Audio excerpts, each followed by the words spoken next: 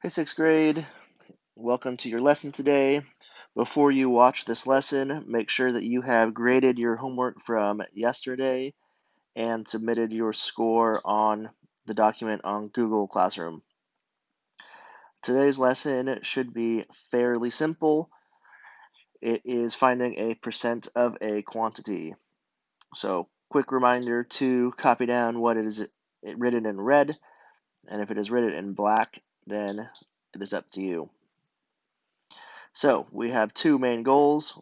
Goal one is to convert a percent to a fraction or a decimal, and that is what we did on our assignment yesterday. So hopefully that comes naturally to you. And goal two is to use multiplication to determine a percent of a quantity. So we are going to be multiplying after we've made our conversion. So for our first example, you will have some questions that are asking, what is 80% of 40?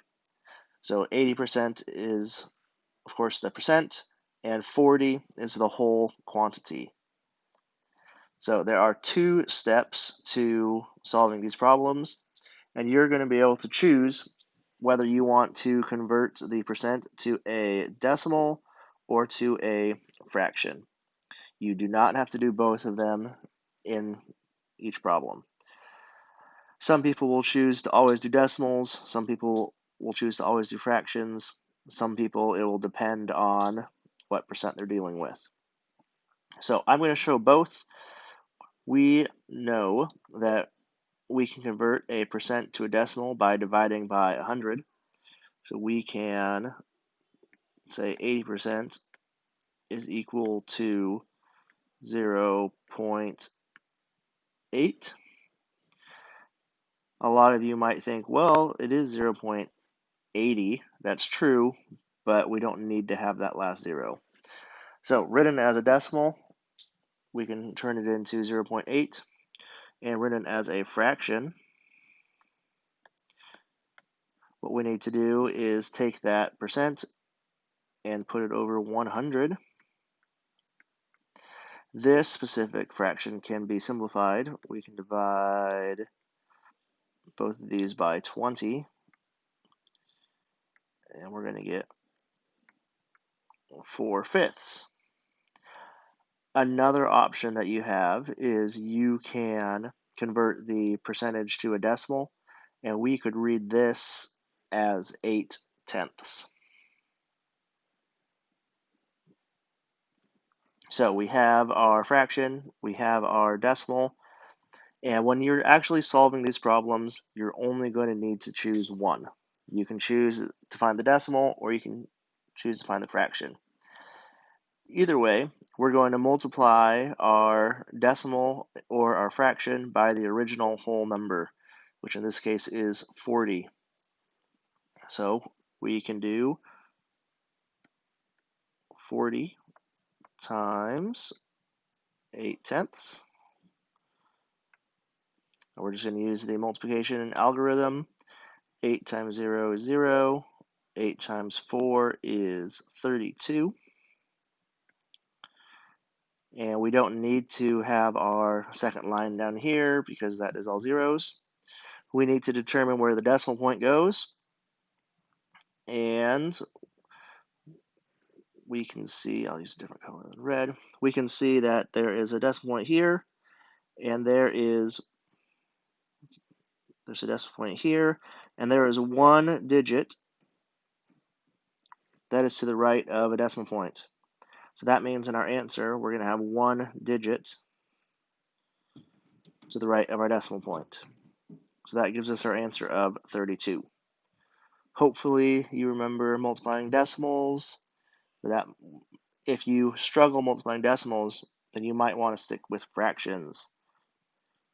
So we're going to show multiplying fractions. Let's say you figured out it was 4/5. You want to find 4/5 of 40. Notice that I make 40 equal to 40 over 1, written as a fraction.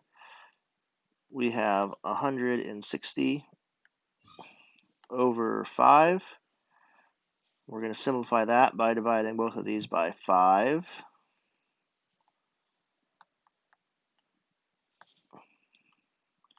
That will equal 32 over 1, and that's going to be the same as 32. So we can multiply 40 by our decimal and by our fraction and get our answer of 32. I'm going to do some examples. These are just for you to watch if you don't want to copy it down, but feel free to pause it if you want.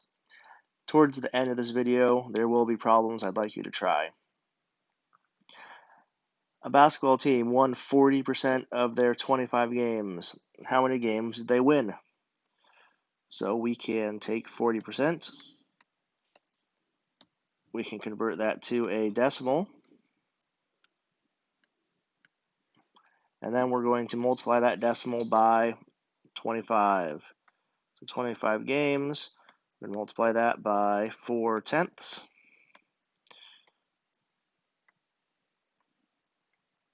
I'm going to find one digit to the right of the decimal point. So that would represent 10 games. If we wanted to use fractions, which again, you don't have to, say 40% equals 40 over 100. And that simplifies to 2/5. So we would multiply 2/5 times 25. And that would equal 50 over 5. And that would also simplify to 10.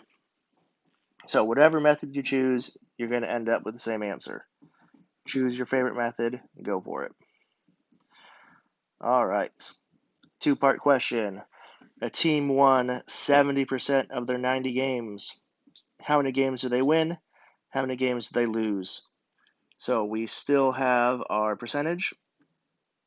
70% is going to equal 7/10. We're going to multiply 90 times 7/10. End up with 63 games. So that represents the amount that they won. And to figure out how many games that they lost, we're going to subtract. We're going to do 90 total minus 63 wins. And that will leave us with our 27 losses. And this question had two parts. How many did they win? How many did they lose? If we wanted to use a fraction, we could say that 70% is equal to 70 over 100, which is equal to 7/10. And we could multiply 7/10 times 90, which equals 630 over 10, or 63 wins. And I'm not going to show you the subtraction of 90 minus 63 again.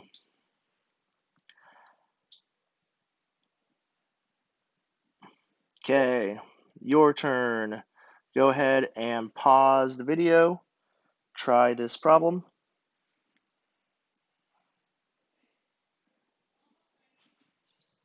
Okay, hopefully you paused it. So, if you use a decimal, you will be multiplying 80 times 0.2 or 2/10. And you should come up with an answer of 16. If you used a fraction, you would be multiplying 1/5, because 20 over 100 simplifies to 1/5. You would multiply that by 80 over 1 and end up with a final answer of 16. Last example, go ahead and pause this and try it.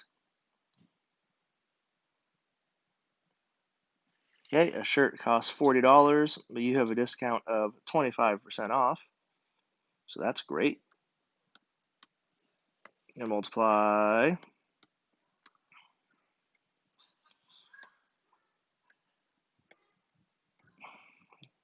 Gotta use our face.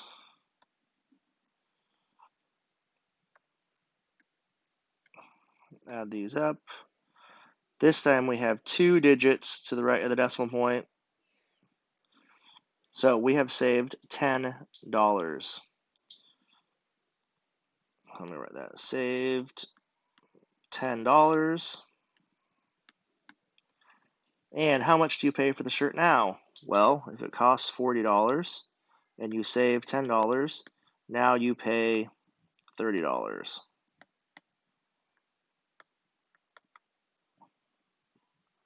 So those would be your 2 answers. If you wanted to find 25% of 40 using fractions, 25 over 100 simplifies to 1/4. If you multiply that by 40, you would get 40 over 4, which simplifies to 10. Hopefully this makes sense. Hop onto Google Meets if you need help. Remember, you are choosing to convert your percent to either a decimal or a fraction and multiplying. Some of you will prefer decimals, some will prefer fractions. Good luck.